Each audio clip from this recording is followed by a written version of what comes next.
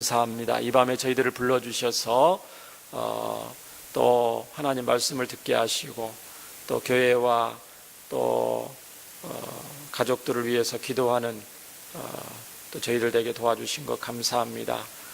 시대가 악하고 혼란스럽고 또 각종 비진리와 이단이 판을 치고 가정을 무너뜨리고자 하는 악한 자들의 괴계가 난무하는 이 시대에 가정의 달을 맞이해서 저희들은 항상 하나님이 주신 아름다운 가정의 모습을 지키기 위해서 더욱 힘쓰고 애쓰고 또 말씀을 경청하고 또 주님 앞에 순종해서 우리 성도들의 가정마다 예수님의 사랑이 꽃피고 자녀들이 믿음 안에서 용사들로 성장하며 다음 세대를 잘 살리고 세우는 우리 교회와 우리 가정들이 되게 하여 주시기를 원합니다. 하나님 이 밤에 또 귀한 말씀을 통해서 또 하나님의 뜻을 알게 하시고 주님 부르시는 그날까지 영육간의 강건함 가운데 맡겨준 사명 감당하는 저희들 되게 하여 주옵소서. 부족한 자를 불쌍히 여기시고 주의 말씀이 잘 드러나도록 붙잡아 주옵소서. 예수님 이름으로 기도합니다. 아멘. 하나님은 사랑의 하나님인데 저와 여러분은 처음 예수님 믿은 순간부터 지금까지도 하나님의 변함없는 사랑을 받고 살고 있는 줄 믿습니다. 그래서 정말 하나님은 변함이 없으신데 하나님은 천지가 다 변해도 변함이 없으시고 말씀도 변함이 없으시고 성품도 변함이 없으시고 변함이 없이 저와 여러분을 사랑하시는데 문제는 저와 여러분들이 상황에 따라서 환경에 따라서 다른 사람에 따라서 말에 따라서 수시로 바뀔 수 있는 변화무쌍한 존재라는 거죠. 좋은 쪽으로 변하면 얼마나 좋겠습니까? 믿음이 없는 분들이 믿음이 더 강해지고 충성과 헌신이 약했던 분이 주와 복음을 위해 더 충성과 헌신하게 되고 또 자기밖에 생각하지 않았던 분이 하나님 나라를 위하여 다른 분들을 위하여 수고하고 애쓰고 봉사하고 좋은 쪽으로 변하면 너무나 좋을 텐데 그러지 못한 것이 안타까운 우리들의 모습일 때가 있죠.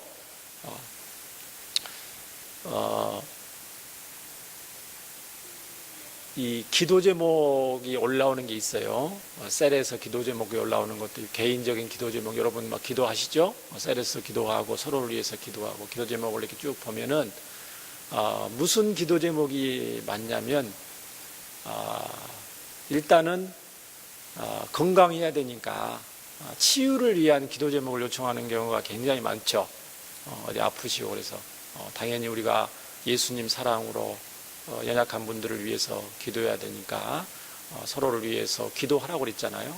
아픈 분들을 위해서 기도 좀. 또 사업이 잘 되기 위해서 우리 자녀들이 지혜롭게 학교 생활 잘하기 위해서 여러 가지 기도 제목들이 많이 올라옵니다. 그런데 좀 드문 기도 제목은 하나님 앞에서 첫사랑이 회복되게 해주세요. 어떤 그런 기도 제목이라든가 너무 신앙이 나태하고 게으릅니다. 하나님 더욱더 충성되고 진실하고 헌신적인 주의 백성으로 살게 해주세요. 그런 기도 제목은 조금 드물죠. 워낙 그거는 기본 기도 제목이기 때문에 따로 올리는 건 아닙니다. 그렇게 하면 너무너무 감사한데 저와 여러분의 가장 큰 소원이 지금 무언가요? 여러분 신앙생활을 하면서 어떤 분은 신앙생활을 한 지 얼마 안 됐고 어떤 분들은 신앙생활을 오래 하고 계시는데 여러분 지금 이 순간에 가장 소원이 뭐세요? 하나님 앞에서 가장 간절한 소원이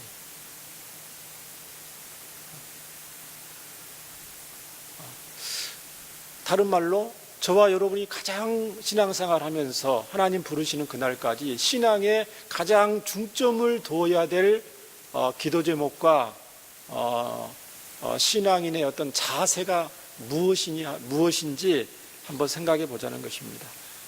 그것은 여러 가지가 있지만 끊임없는 하나님과의 친밀한 관계인 줄 믿습니다. 하나님과의 온전한 관계, 미지근한 관계가 아니고 차가운 관계가 아니고 하나님 나는 나, 그런 신앙이 아니고, 시간이 흐를수록 저와 여러분이 경계해야 될 것은 영적인 자만과 태만과 게으름인 줄 믿습니다. 날마다 저와 여러분이 새로워져야 되는 것이 성경의 요구고 하나님의 명령이시죠. 근데 그러기 쉽지 않아요. 많은 분들이 왕년에 얘기를 합니다. 얘기를 해보면 왕년에 예수님 처음 믿었을 때 어떻게 뜨거웠었고, 얼마나 하나님을 위해서 내가 뛰어다녔었고 헌신했었고, 찬양을 들으면서 감격에 겨워서 눈물을 흘렸었고, 정말 기도하기 위해서 기도원도 찾아다니고, 얼마나 열심히 기도하고 응답도 받고 은혜도 받고 선물도 받고 그랬는지, 그런 얘기를 하는데 정말 하나님 앞에 감사할 일이죠. 그런데 대부분 사람들이 처음 예수님 만날 때는 그렇게 뜨거워졌는데 시간이 갈수록 점점점 식어지는 것은 왜 그런지 모르겠어요. 아이러니죠. 하나님의 은혜는 계속해서 우리에게 쌓이고 할 텐데, 하나님이 주시는 은혜는 늘어나는데 우리의 믿음과 신앙과 중심은 식어지고 있다는 거죠. 헌신과 충성은 식어지고 있다는 거죠. 그건 뭡니까? 하나님은 계속 은혜를 주시는데, 안 주시는가? 은혜를 주시는데 우리는 더 많은 것을 잃어버리고 있다는 거죠. 타성에 젖은 신앙생활을 저희들은 성경의 표현을 따르면은 피 흘리기까지 쌓여야 되는 신앙의 적인 줄 믿습니다. 힘들고 가난할 때는 열심히 하나님을 찾다가 하나님의 복을 받으면 신앙이 나태해지고 안일해지고 형식적이 되고 습관적으로 신앙생활하는 것, 이건 참 저와 여러분뿐만 아니고 우리 교회의 우리 구약 성경의 수많은 선배들의 그런 모습들, 이스라엘 백성들의 모습들, 또 교회의 역사를 통해서 보면 알 수가 있어요. 그렇게 하나님께 뜨겁게 매달려서 기도하고 대각성 부흥운동이 일어나고 폭발적인 신앙의 부흥이 일어나서 하나님의 복을 받고 경제적으로 물질적으로 풍요해졌는데, 그뒤로부터 희한하게 하나님의 복을 많이 받을수록 신앙이 약해집니다. 헌신이 약해집니다. 왜 그렇습니까? 하나님의 주신 복을 이제 즐기러 돌아다니는 거죠. 가난하고 없을 때는, 먹고 살기 바쁠 때는 일하는 거 바쁘고 그 시간을 쪼개서 하나님 앞에 예배하고 하나님 중심적으로 살고 헌신적으로 했는데, 이제 하나님 주신 풍성한 것이니까 하나님 앞에 헌금도 하고 봉사도 하고 충성도 하지만 그래도 여유가 있으니까 어떻게 하면 이 풍요로운 것을, 하나님이 주신 풍요로운 것을 마음껏 누리고 즐길 것인가. 오늘 아모스서의 당시의 이스라엘 백성들의 모습도 비슷합니다. 우리가 쿠바 단기 선교팀 엊그제 다녀와서 간증을 했는데, 쿠바의 어린이들은, 쿠바 사람들은 먹을 것이 없고 생필품이 없어서 거의 정말 가난한 나라인데 복음만 전해주면 스펀지처럼 빨아들여서 예수님을 영접하더라. 풍선 하나만 만들어줘서 풍선 아트 하나만 말하면 너무 얘들이 즐거워하고 기뻐하고, 그걸 받기 위해서 눈을 쫑긋하고 동그랗게 뜨고 선교사님의 메시지를 듣고 예수님을 영접하고, 또 그 가운데 어떤 분은 예수님을 영접해서 너무 감사해서 몇 달 되지도 않았는데 사역자로 또 쓰임 받는데요. 정규 신학교도 나오지 않았는데 그 원초적인 예수님의 십자가와 부활의 복음을 가지고 또 다른 분한테 복음을 증거하는 거예요. 그럴 때 또 놀라운 역사도 또 일어나고. 그러면 그런 생각을 해봐요. 캄보디아도 그렇고 미얀마도 그렇고 우리나라도 60년대 70년 다 그랬습니다. 교회를 개척한다고 천막에 비닐하우스에 교회를 개척해서 하면 많은 우리 신앙의 선배들이 교회에 나와서 뜨겁게, 환경은 열악하지만 뜨겁게 찬양하고 예배하고 눈물을 흘리면서 초대교회 같은 놀라운 사랑을 실천하고 전도의 열매가 있고 역사가 일어나는 걸 경험했어요. 저와 여러분들이. 그런데 경제가 부흥하고 먹고 살만하니까 유럽도 그렇고 미국도 그렇고 많은 선진국들이 복음에서 멀어지는 거예요. 연세 있는 분들만 예배드리고 텅텅 비어있고 술집으로 교회가 팔려나가고. 그러면 진정한 하나님의 복이 무언가를 우리는 다시 한번 생각해 봐야 됩니다. 우리의 기도 제목, 얼마든지 기도할 수 있지만 일용할 양식을 주옵소서 기도하라고 예수님 말씀했습니까? 우리가 먹고 마시고 직장이 잘 되고 사업이 잘 되고 자녀들이 잘 되고 공부 잘하고 그걸 위해서 기도를 해야 되겠죠.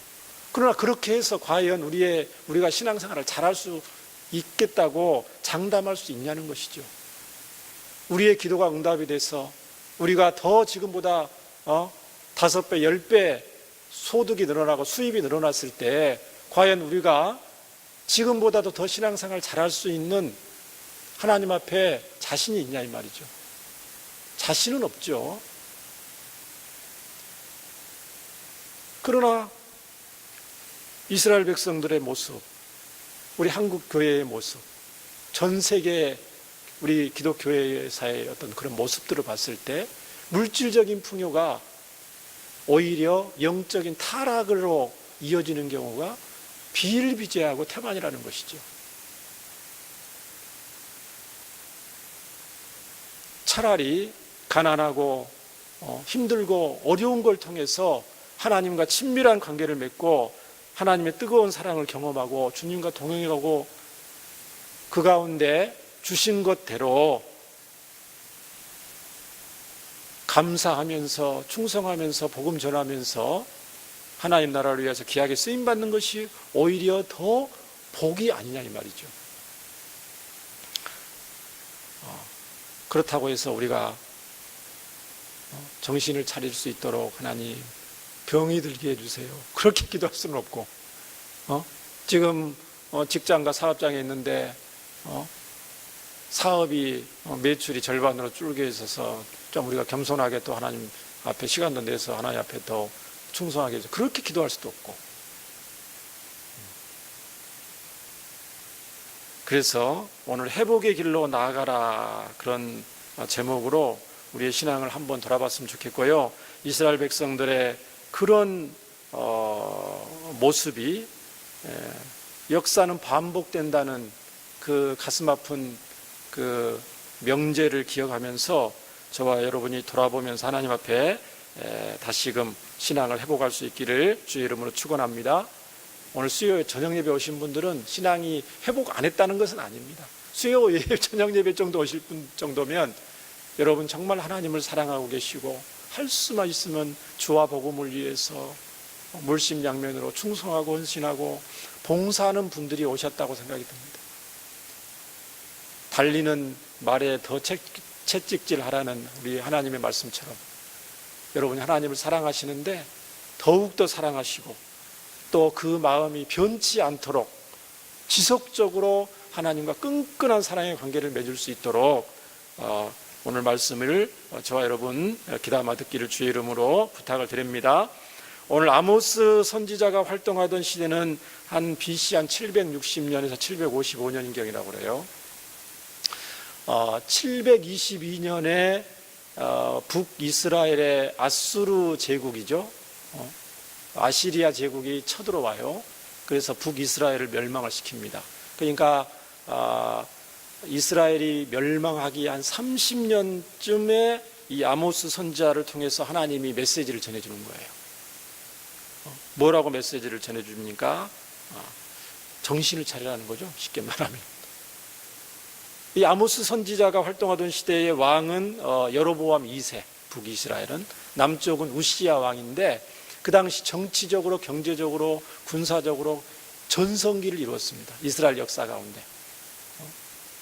아라바에서 하맛 어기까지 영토가 넓었다, 그런 표현도 썼고요. 아주 경제적으로, 군사적으로 번영을 누리니까 정말 살만하죠, 이스라엘 백성들이. 남유다도 마찬가지고. 그런데 그렇게 영토도 넓고 경제적으로도 호황의 호황을, 대호황을 누리면서 이스라엘 백성들의 주머니 사정도 넉넉하고, 주위에 여러 이방 족속들도 감히 넘볼 수 없는 그런 강대한 나라를 이루었는데, 문제는 이스라엘 백성들이 영적으로, 도덕적으로 심히 타락했다는 거예요. 우상이 난무하고 지배층으로부터 사회 정의가 붕괴가 되어서 부정부패, 불법과 탈법, 뇌물수수, 성적인 타락, 그 다음에 그런 시대에는 약자들이 굉장히 학대를 당하고 수탈을 당하고 억울함을 당하죠. 그래서 오늘 아모스서를 읽어보면은 공의와 정의를 너희들이 헌신짝처럼 버렸다, 그런 말씀을 너무너무 많이 하셔요, 하나님께서. 그런데 이스라엘 백성들은 아이러니하게도 자기들이 신앙생활을 잘하고 있다고 생각합니다. 아주 신앙생활을 잘하고 있다고 생각합니다. 이게 큰 문제입니다. 왜 자기들이 신앙생활을 잘하고 있다고 생각할까요? 그렇게 여길 만한 이유가 있는데, 첫 번째는 정치적으로, 경제적으로, 군사적으로 나라가 굉장히 부강해졌잖아요. 그러면 그것이, 경제적으로 정치적으로 부강해진 것이 하나님이 우리와 함께 하셔서, 하나님이 우리에게 복을 주셔서 우리나라가 이렇게 잘 되었다, 그런 생각도 있는 거예요. 우리가 신앙생활을 잘해서 우리가 하나님으로부터 복을 받을 만한 그릇이 되니까 하나님이 이렇게 부강하게 해주셨지, 그런 마음이 있어요. 아니나 다를까 그들이 겉으로 봤을 때의 종교 생활은 굉장히 잘했습니다. 겉으로 봤을 때. 오늘 아모스서 5장 우리가 읽었잖아요. 우리 뒷부분에 보면 그게 먼저 나오기 때문에 한번 아모스서 5장 16절부터 끝절까지를 한번 쭉 보겠습니다. 자, 보세요. 이스라엘 백성들이 왜 이렇게 착각을 하게 되냐면은, 자, 그러므로 16절입니다. 그러므로 주 만군의 하나님 여호와께서 이와 같이 말씀하시기를, 사람이 모든 광장에서 울겠고 모든 거리에서 슬프도다 하겠으며, 농부를 불러다가 애곡하게 하며 울음꾼을 불러다가 울게 할 것이며, 그렇게 해야 된다는 거죠. 사람들이 모든 광장에서 땅을 치면서 울고 슬프도다 하고, 농부들은 농사 짓지 말고 싹스를 받고 이렇게 울어주는 사람 있잖아요. 슬픈 일을 당하면 울음꾼을 시켜야 된다, 지금 그런 상황이다는 거죠. 하나님은 그렇게 말씀하셔요. 지금 너희가 지금 웃을 때가 아니다. 지금 너희들이 경제적인 번영, 나라의 어떤 부강함을 즐기고 지금 한가롭게 놀 때가 아니다. 지금 비상사태다, 비상사태, 쉽게 말하면. 그렇게 하나님은 말씀하셔요, 아모스 선지자를 통해서. 17절에도 모든 포도원에서도 울고 내가 너희 가운데 지나갈 것이며 여호와의 말씀이니라. 하나님이 그냥 지나가 버리신다는 거죠. 화 있을진저 여호와의 날을 사모하는 자여, 너희가 어찌하여 여호와의 날을 사모하느냐. 그날은 어둠이요 빛이 아니라.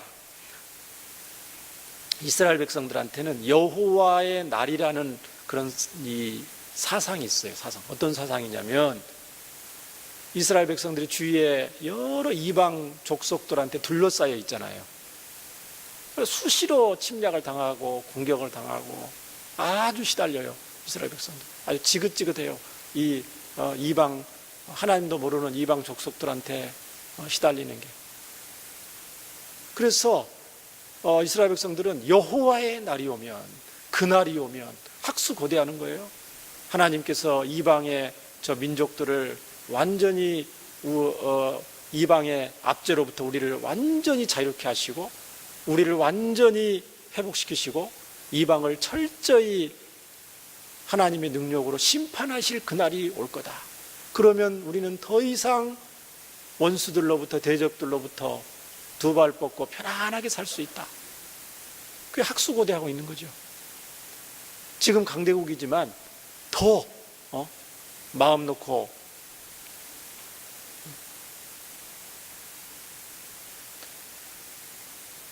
그런데 하나님 뭐라고 말씀하셔요? 어찌하여 여호와의 날을 사모하느냐? 그날은 어둠이요 빛이 아니라는 거예요. 마치 사람이 사자를 피하다가 곰을 만났어요. 오히려 혹은 집에 들어가서 손을 벽에 댔는데 뱀에 물림 같도다. 그러니까 이방의 압제를 피하기 위해서 동분서주하다가 여호와의 날을 사모하는데 여호와의 날이 닥치면 어떤 날이라고요? 이스라엘 백성들이 더 큰 심판을 받는 날이라는 거예요. 하나님은 그렇게 말씀하십니다. 그러니까 무슨 말이에요? 이스라엘 백성들이 착각을 해도 보통 착각을 안 하고 있는 게 지금 굉장히 착각하고 있는 거죠. 하나님의 마음과 자기들의 생각은 완전 딴판이에요. 자기들의 신앙을 과신하고 있는 거죠. 여호와의 날은 빛 없는 어둠이 아니며 밤낮 없는 캄캄함이 아니냐. 어두컴컴한 날이다. 너희들 인생 가운데 빛이 없고 어두움의 날이요 끔찍한 날이 올 것이다. 또 21절에 내가 너희 절기들을 미워하여 멸시하며 너희 성회들을 기뻐하지 아니하나니 너희가 내게 번제나 소제를 드릴지라도 내가 받지 아니할 것이요 너희의 살찐 희생의 화목제도 내가 돌아보지 아니하리라. 이스라엘 백성들이 겉으로는 절기들을 많이 지킵니다. 무슨 절기 참 성회로 모이기도 많이 하고요. 하나님께 제사 지낸다고 제사도 많이 드리고 열심히 종교생활, 형식적인 종교생활을 합니다. 하나님이 전혀 기뻐하지 않는, 그러니까 아까 말씀드렸듯이 실제 삶의 현장에서는 이방 족속들처럼 똑같이 불의하고 타락하고 부정부패를 일삼으면서 약한 자를 괴롭히면서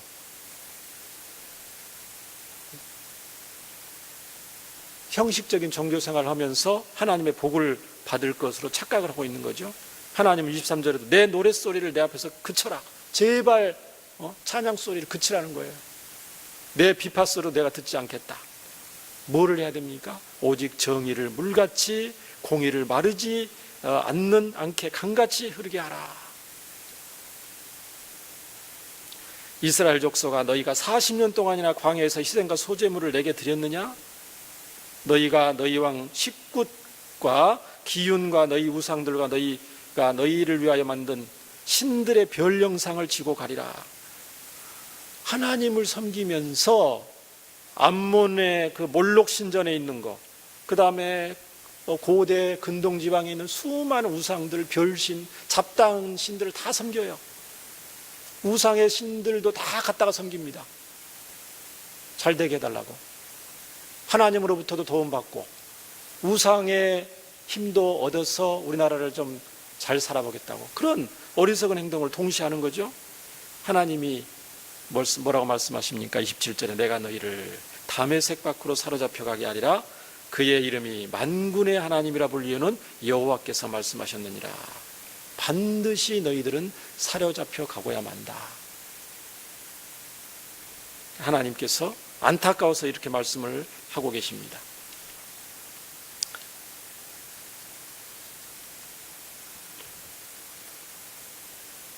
그래서 아모스서를 쭉 읽어보면요, 1장부터 9장까지 쭉 읽어보면 그런 내용입니다. 하나님이 도저히 이스라엘 백성들을 눈뜨고 볼 수 없어서 심판을 하실 수밖에 없는 구체적인 제목에 대해서 아주 신랄하게 아모스 선지자가 열거하고 있는 모습을 보게 됩니다. 그러면서 이스라엘 백성들이 회개를 촉구하시는 거죠. 아모스서 1장 2절에 보면 이렇게 돼 있어요. 유다 왕 우시야 시대 때 이스라엘 왕 요아스의 아들 여로보암 시대 지진전 2년에 드고와 목자 중 아모스가 이스라엘에 대해 이상으로 받은 말씀인데 2절에 보면 그가 이르되 여호와께서 시온에서부터 부르짖으며 예루살렘에서부터 소리를 내시리니 목자의 초장이 마르고 갈멜산 꼭대기가 마르리로다. 하나님께서 사자처럼 부르짖는다는 거예요. 여러분, 밀림의 왕 사자가, 초원의 왕 사자가, 갈기 달린 숫사자가 밀림 정글을 향하여 포효하는 모습을 한번 상상해 보십시오. 산천초목이 떨고 모든 동물들이 두려워 떠는 그런 모습이 있잖아요. 사자가 으렁거리면 하나님께서 그 사자처럼 부르짖는다는 거예요. 소리를 내신다는 거예요. 뭐 하라고요? 회개하고 돌이키도록. 하나님께서 반드시 너희들의 죄를 심판하시니까 지금이라도 회개하고 돌이키고 하나님과의 관계를, 아름다운 관계를, 사랑의 관계를, 신뢰의 관계를 회복하자는 거예요. 하나님 애타게 부르짖는 거죠. 1절부터 15절에는 5장 1절부터 15절에는 역시 하나님이 이스라엘 백성들로 하여금 회개를 촉구하는 내용입니다. 하나님을 찾아라, 그런 내용이 나와요. 하나님과의 관계를 회복하라. 나와의 관계를 회복하자. 16절부터 27절 읽었던 말씀도 이스라엘 위에 임하실 심판이었잖아요. 이것은 무슨 내용입니까? 하나님과의 관계를 꼭 회복하자. 이 심판에 대한 내용이 굉장히 많다는 것은 역설적입니다. 그만큼 하나님이 이스라엘 백성들, 택한 백성들과 관계를 회복하고 싶으신 거예요. 하나님이 이스라엘 백성들을 심판하는 것이 주 목적이라면 몇 마디 경고하고 몇 명의 선지자들을 보내고 바로 심판하시면 돼요. 근데 하나님은 대선지죠. 이사야, 예레미야, 에스겔, 다니엘, 호세아, 요엘, 아모스, 오바다, 이렇게 수많은 선지자들을 보낸 이유가 뭡니까? 내용이 비슷비슷한 것 같은데, 우상 숭배하지 말아라, 하나님의 말씀을 어기지 말아라, 하나님의 첫사랑을 회복해라, 반복적인 말씀을 하시는 그 이유가 뭘까요? 굉장히 성경에서도 분량이 많은 분량을 차지합니다. 선지서가. 그 하나님이 하나님의 백성들을, 택한 백성들을 결코 포기하지 않겠다는 거예요. 할 수만 있으면 이스라엘 백성들을, 하나님 백성들을 복을 주시기를 원하고 심판을 하지 않으시고, 서두에 말씀하셨듯이 변함없이 이스라엘 백성들과 끈끈한 사랑의 관계를 맺기를 원하시는 것입니다. 1절에 보시면요, 이스라엘 족속아 내가 너희에게 대하여 애가로 지은 이 말을 들으라. 처녀 이스라엘이 엎드러졌으며 다시 일어나지 못하리로다. 얼마나 안타까우면 하나님께서 슬픈 노래를 지으셔서 직접 아모스 선지자에게 알려주셨겠어요? 하나님이 노래를 부르십니다. 슬픈 노래를. 주 여호와께서 이와 같이 말씀하시되 이스라엘 중에 1000명이 행군에 나갔는데 100명만 남고 100명이 행군에 나갔는데 10명만 남으리라. 전쟁터에 나가서 그거밖에 안 남는다는 거죠. 심판이 피할 수 없이도 너무너무 분명하기 때문에 너희들이 지금 하나님이 주신 복을 누리고 즐기고 희희낙낙거릴 때가 아니고 슬픈 노래를 부르면서 비상사태를 선포하고 나와 관계를 회복할 때다. 그렇게 하나님 말씀하시는 거죠. 4절도 여호와께서 이스라엘 족속에 이와 같이 말씀하시기를, 우리 4절 한번 같이 한번 읽어볼까요? 시작. 여호와께서 이스라엘 족속에게 이와 같이 말씀하시기를 너희는 나를 찾으라. 그리하면 살리라. 이 하나님의 애타는 호소죠. 너희는 나를 찾으라. 베델을 찾지 말며, 많은 이스라엘 족속들이 베델을 찾았습니다. 길갈로 들어가지 말며 브엘세바로도 나가지 말라. 길갈은 반드시 사로잡히겠고 베델은 비참하게 될 것이다 하셨나니, 베델은 야곱이 형 에서를 피해서 하란으로 도망가다가 돌을 베개 삼아서 기도하던 곳이잖아요. 천사가 꿈에 사닥다리를 오르락내리락 하면서, 아, 이거 하나님의 집이네, 베델. 하나님이 나와 함께 하시면 내가 도망가지만 하나님이 나와 함께 하시면 내가 반드시 하나님을 섬기고 하나님을 경외하며 살겠습니다. 약속한 곳이잖아요. 길갈도 이스라엘 백성들이 가나안에 입성을 해서 제단을 쌓고 처음으로 유월절을 하나님께 감사해서 드린 역사적인 성지입니다. 성지. 브엘세바도 아브라함 때부터 아주 유서 깊은 신앙이, 여호와 신앙이 남겨있는 아주 유서 깊은 곳이에요. 근데 그곳에서 지금 이스라엘 백성들은 뭐 하고 있냐면 이방 신전을 쌓고 금송아지 갖다 놓고 제사 드리고 우상을 섬기는 거예요. 하나님은 형식적으로 섬기고 우상 섬기는데 더 열심을 내는 모습을 볼 수가 있습니다. 우상을 버리고 지금이라도 나를 찾아라. 하나님은 호소하고 계시죠. 이런 성경의 역사를 보면은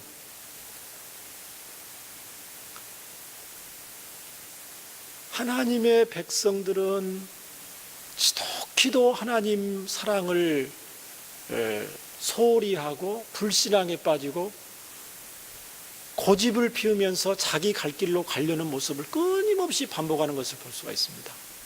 그렇죠? 구약에 보면은 사사기를 보든지 출애굽하는 그 광야의 그 원망불평하는 모습을 보든지 사사기의 그 타락과 회복을 반복하는 모습을 보든지 선지서의 수많은 내용을 보면은, 야, 하나님의 은혜를 받은 이스라엘 백성들이 이렇게 하나님을 불순종하고 고집을 피우고 자기 마음대로 하려고 그럴까? 그런 이스라엘 백성들을 하나님은 변함없이 인내하시면서 사랑 표현을 하시면서 관계를 회복하기 위해서 온 열정을 쏟아붓는 모습을 동시에 볼 수가 있습니다. 그러면서 하나님의 백성들의 불신앙이 더 강한 것인가? 그런 불신앙에 빠진 하나님의 백성들을 포기치 않고 끝까지 인내하면서 열정적으로 사랑하시는 하나님의 사랑이 강한 것인가? 불신앙이 더 강한 것인가? 두 개가 이렇게 싸우는 모습을 볼 수가 있어요. 누가 더 강하시겠어요?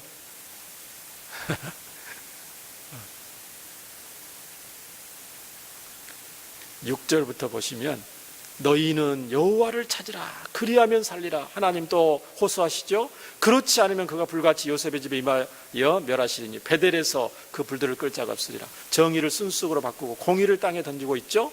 묘성과 삼성을 만드시며 사망의 그들을 아침으로 바꾸시고 낮을 어두운 밤으로 바꾸시며 바닷물로 불러 지면에 쏟으시는 이를 찾으라. 하나님을 찾으라는 거예요. 그 이름은 여호와시니라. 그런데 이스라엘 백성들은 어떻게 하고 있습니까? 10절에도 보면 무리가 성문에서 책망한 자를 미워하고 있고요, 정직히 말하는 자를 싫어하고 있고, 힘없는 자를 발로 밟고 있고, 부당한 세금을 거두고 있고요. 그러니까 너희들이 그렇게 정의와 공의를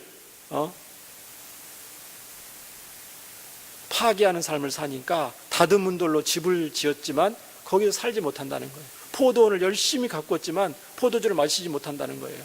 이방이 와서 싹 쓸어간다는 거죠. 초토화시킨다는 거죠. 허물이 많고 죄악이 무거움을 내가 아노라. 너희는 의인을 학대하며 뇌물을 받고 성문에서 가난한 자를 억울하게 한다. 그러므로 이런 때에 지혜자가 잠잠하나 이는 악한 때입니다. 너희는 살려면 선을 구하고 악을 구하지 말지어다. 이 여호와, 이 아모스 선지자의 이 애타는 호소는 이스라엘 백성들이 도덕적으로 타락한 이유는 근본적으로 하나님을 떠나는 데 있다는 거예요. 신앙인은 하나님과의 사랑의 관계, 신앙이 온전히 회복하지 못하면 결국은 도덕적으로 타락하게 돼 있다는 거예요. 사회적인 부패가 하나님과의 신앙의 길에서 어긋난 데서 비롯된다는 거예요. 저와 여러분은 처음 예수님 믿을 때보다도 갈수록 또 주님 부르시는 그날 주님 앞에 생명 다하고 갈 때까지 가면 갈수록 오히려 더 신앙이 뜨거워지고 주님 앞에 더 충성하고 헌신되고 하나님 마음을 기쁘시게 하는 주의 복된 주의 백성들 되기를 주의 이름으로 축원합니다. 이것이 우리의 가장 큰 소원이고 하나님 변함없이 초심을 잃지 않고 하나님 앞에 더 뜨겁게 사랑하고 충성하고 쓰임받기를 원합니다. 이것이 우리의 기도 제목이 되어야 될 줄 믿습니다. 이게 굉장히 어렵습니다. 어렵기 때문에 기도 제목이죠. 근데 그런 어려운 것들을 해내는 사례들이 많지는 않은데 그런 사례들이 없지 않아 있어요. 교회의 역사 가운데도 있고 성경의 인물들 중에서 찾아보니까 다윗이 있더라고요. 조금 잘 먹고 잘 살 때 우리가 어떻게 하나님과의 관계를 더 지속하면서 더 친밀하게 할 수 있을까? 오히려 가난하고 병들고 힘들 때보다도 어떻게 잘 먹고 잘 사는데 그럴수록 하나님과 더 친밀한 관계를 맺을 수 있을까? 그것을 모범적으로 실천한 인물이 다윗이더라고요. 그런 사례가 있더라고요. 그래서 역대상 14장의 내용을 잠시 살펴보고 오늘 말씀을 마치려고 합니다. 역대상 14장은 구약성경 632페이지에 있어요. 632페이지에 있습니다. 역대상 14장입니다. 632페이지. 성경을 한번 펴주시기 바라고요. 자막에도 있기는 부탁을 드렸습니다. 예, 역대상 14장 1절에 보니까 다윗 얘기가 나오는데 두로왕 히람이 다윗에게 사신과 백향목과 석수와 목수를 보내서 그의 궁전을 건축하게 하였더라. 다윗이 왕으로 등극을 한 거예요. 왕이 되었다는 소식을 듣고 주위에 있는 두로왕 히람이 다윗이 왕위의 자리에 앉았으니까 축하의 의미로 수많은 백향목과 석수 목수를 보내서 궁전을 건축하게 했어요. 우리 멋있는 건축을 했죠. 다윗이 어떤 사람입니까? 목동 때 골리앗을 물리치고 하나님 나라를 위해서 충성했지만은 사울한테 미움을 받아서 10여 년 동안이나 들로 산으로 동굴로 광야로 도망다니면서 겨우겨우 목숨을 부지하고 여기까지 왔잖아요. 그러고 나서 왕이 되었어요. 왕이 되면 어떻게 됐으면 됩니까? 할 일이 많죠. 제도도 정비해야 되고요. 군사도 배치해야 되고요. 수많은 인재들도 적재적소에 배치를 해야 되고요. 할 일이 태산 같죠. 그런데 다윗은 제일 먼저 뭐를 했냐면은 하나님의 궤를 방치되어 있는 사울한테 방치되어 있는 하나님의 궤를 다윗성으로 모시고 오는 일을 먼저 합니다. 그것이 역대상 13장 앞에 나와 있어요. 무슨 내용입니까? 다윗이 이 보통 사람이 아니라는 거죠. 정말 하나님의 마음에 합한 사람이라는 거예요. 궁궐을 지었어요. 백향목으로. 그랬더니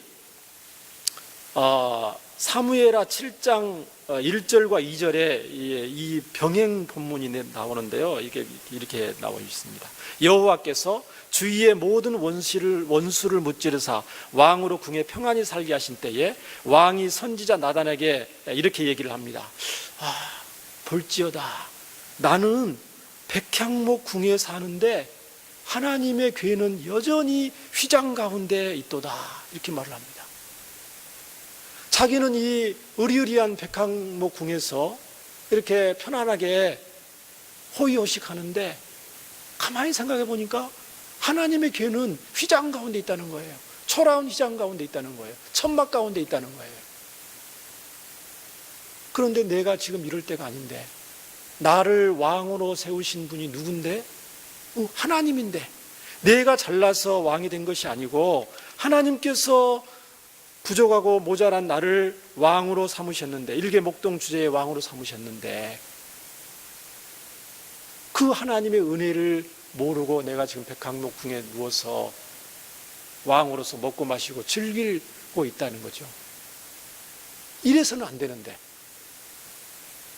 오늘 14장 2절에 뭐라고 되어 있습니까? 다윗이 여호와께서 자기를 이스라엘 왕으로 삼으신 줄을 깨달았으니, 다윗이 깨달았다는 거예요. 뭘 깨달았죠? 여호와께서 자기를 이스라엘 왕으로 삼으신 줄을 깨달았어요. 하나님께서 자기를 왕으로 삼으신 줄을 깨달았어요. 내가 능력이 많고 사자와 곰도 물맷돌로 무찌를 수 있는 용맹함을 가지고 있고, 뭐가 좋고 뭐가 좌우해서 왕이 된 게 아니고 하나님께서 자기를 왕으로 삼으신 줄을 깨달았다. 야다라는 표현인데 경험적으로 알았다는 거죠. 과거를 되돌아보면서 나의 인생을 반추해 보면서 하나님이 내가 목동했을 때, 골리앗을 물리쳤을 때, 사울 왕한테 미움을 받아서 이리저리 죽을 고비를 많이 넘겼을 때, 때로는 사람이 두려워서 입에 침을 질질 흘리면서 대문을 그적거리면서 미친 채 하고 있을 때 하나님이 나를 사랑해 주셔서 내가 지금 이 자리에 서게 되었구나, 이거를 기억했다는 거죠. 이걸 다른 말로 이름을 붙여 다윗의 소명의식이죠. 하나님이 나를 부르셨다, 하나님이 나를 왕으로 세우셨다. 저와 여러분도 변함없이 이러한 다윗의 소명의식을 가져야 될 줄 믿습니다. 여러분들을 어떤 가정에서 여러분을 부르셨는지 모르겠습니다. 모태신앙 가운데 부르셨는지, 지독기도 우상숭배 가운데 부르셨는지, 다 부르심의 모양은 다르지만 하나님이 저와 여러분을 부르신 줄 믿습니다. 그 왜 불렀냐는 거죠. 다윗을 왜 왕으로 세우자는 거죠. 하반절에 보니까 자, 깨달았으니 이는, 그 이유를, 그의 백성 이스라엘을 위하여 그의 나라가 높이 들림을 받았음을 알미였더라. 그러니까 다윗이 알았어요. 깨달았다는 것은 하나님이 나를 왕으로 세우셨다, 소명의식을 깨달은 거고, 이제 사명을 깨달은 거예요. 왜 나를 왕으로, 그러면 왕을 세웠나? 먹고 마시고 즐기고 폼 잡고 다니라고 왕을 세웠나? 아니라는 거죠. 그의 백성 이스라엘을 위하여, 하나님의 백성 이스라엘 백성들을 위하여, 하나님의 백성들을 위하여 진정한 왕이신 하나님의 뜻을 받들어서 하나님의 백성들을 공의와 진리로 말씀으로 잘 다스리도록 부족한 나를 왕으로 세우셨구나, 이걸 알았다는 거죠. 그의 나라를, 다윗의 나라를 높이 들림을 받았음을 알미였더라. 다윗이 분명한 사명을 알고 있다는 거죠. 왜 나를 부르셨는가? 왜 천하 만민 가운데서 나를 선택하시고, 내가 다른 사람보다 똑똑한 것도 아니고 많이 배운 것도 아니고 저와 여러분보다 공부 잘하는 사람도 태반이고요, 잘생긴 사람들도 많고 돈 많은 사람들도 많고, 어떤 분은 더 겸손하기도 하고 어떤 분은 더 예의 바르기도 하고 훌륭한 분들 많더라고요. 예수님 안 믿는 사람들 중에서도 법 없이 산다고, 착하게 산다고 하는 분들도 예수님 안 믿는 분들 중에서 많이 있던데요, 저는 보니까. 왜 그런데 하나님께서 저와 여러분들을 부르셨냐는 거죠. 무엇을 하도록 하기 위해서. 다윗은 그것을 깨달았어요. 하나님을 대신해서 내가 하나님의 뜻을 받들어서 이스라엘 백성들을 잘 하나님을 경외하도록 이끌어야겠다. 하나님께서 여러분에게, 저와 여러분에게 왜 그런 직분을 주셨죠? 왜 여러분에게 건강을 주시고 물질을 주시고, 왜 하나님께서 직장과 사업장을 주시고 가정을 주시고 여기까지 인도에 오셨냐는 것입니다. 무엇을 하라고?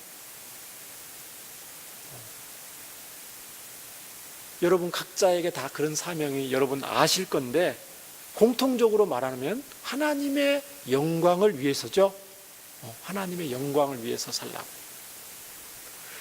이런 다윗의 소명의식과 사명감은 이제 다윗의 왕의 왕으로서 나라를 다스리는 면에 그대로 나타나요.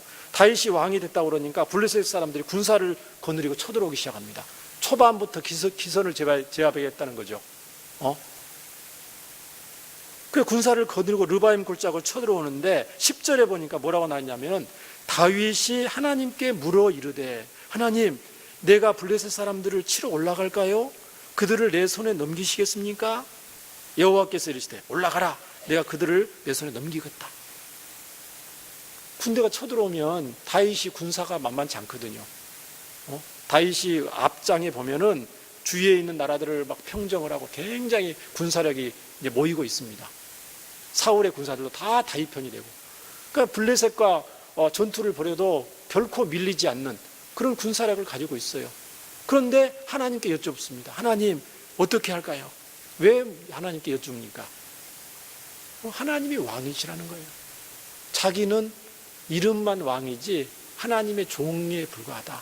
하나님이 묻는 거예요. 그대로 하죠. 전쟁에 나갑니다. 승리를 거둡니다. 블레셋 군사들이 이번에는 작전을 바꿉니다. 다른 작전을 써요. 다윗이 만만치 않네. 작전을 바꾸라. 또 13절에 14절에 뭐라고 합니까? 다윗이 또 하나님께 묻자온대. 또 묻습니다. 하나님, 어떻게 할 거예요 이번에는? 다윗, 이번에는 정면 승부하지 말고 이번에는 뽕나무 뒤로 돌아가지고 숲을 맞은편에서 기습작전을 벌여야 된다. 이번에 정면으로 부딪히면 너가 블레셋 작전에 넘어가는 거야. 기습작전을 벌여라. 내가 소리를 낼 텐데 그때 너가 기습작전을 벌이면 내가 앞서가서 블레셋 사람들 군대를 치겠다. 하나님 말씀해 주시는 거예요. 예, 알겠습니다. 16절에 다윗이 하나님의 명령대로 행해서 또 대승을 거두게 됩니다.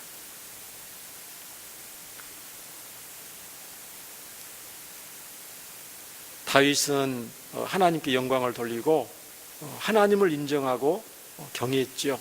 이런 다윗을 17절에 보니까 하나님이 다윗을 높이시고 명성을 얻게 하셨다고 성경은 기록을 하고 있습니다.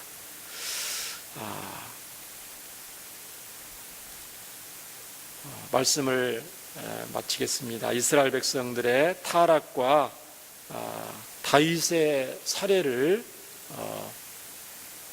종합해서 볼 때 하나님과의 지속적인 관계 회복은 하나님이 왜 나를 부르셨는가? 내가 지금 이 자리에 있는 것이 누구의 덕분인가? 이것을 아는 것이, 잊지 않는 것이 우리가 하나님 부르시는 그날까지 신앙생활을 하면 할수록 더 신앙이 뜨거워지고 하나님과의 관계가 지속적으로 바른 관계를 맺을 수 있는 길임을 우리는 알 수가 있습니다. 한마디로 말하면 하나님의 은혜를 잊지 말고 기억하는 삶을 사는 것이죠. 하나님의 부르심과 또 하나님이 우리에게 맡겨주신 사명, 또 그 은혜를 늘 기억하면서 이 땅에 사는 날까지 하나님과 친밀한 주의 백성들로서 더 충성스러운 주의 백성들로 살아가기를 주 예수님의 이름으로 축원합니다. 우리 함께 기도하기를 원합니다. 하나님, 우리의 신앙이 더욱더 회복되게 하여 주시옵소서. 행여나 주님 앞에 또 부족하고 연약한 부분이 있으면 하나님 다시금 회복하기를 원합니다. 뜨거워지기를 원하고 주님 앞에 귀하게 쓰임받기를 원합니다. 우리 주여 부르면서 한번 기도합니다. 주여, 하나님 아버지 감사합니다. 이스라엘 백성들은 정말 최고의 번영기와 전성기를 누리고 정치, 경제, 군사적으로 강대했을 때 오히려 신앙이 퇴보하고 타락하고 우상을 숭배하고 하나님의 주신 복들을 누리면서 오히려 하나님의 마음을 아프게 하고 공의와 정의를 땅에 버리는 정말 하나님 마음을 아프게 하는 그런 모습을 보였습니다. 하나님, 저희들도 연약해서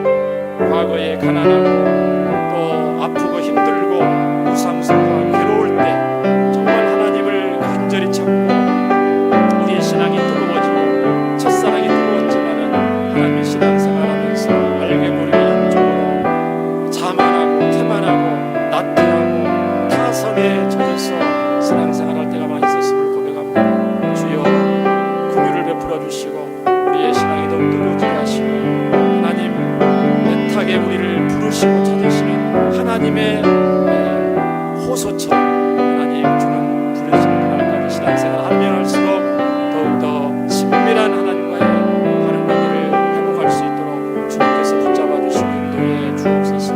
충성스럽고 헌신된 주의 백성들로 살아가게 하여 주옵소서. 예수님 이름으로 기도합니다.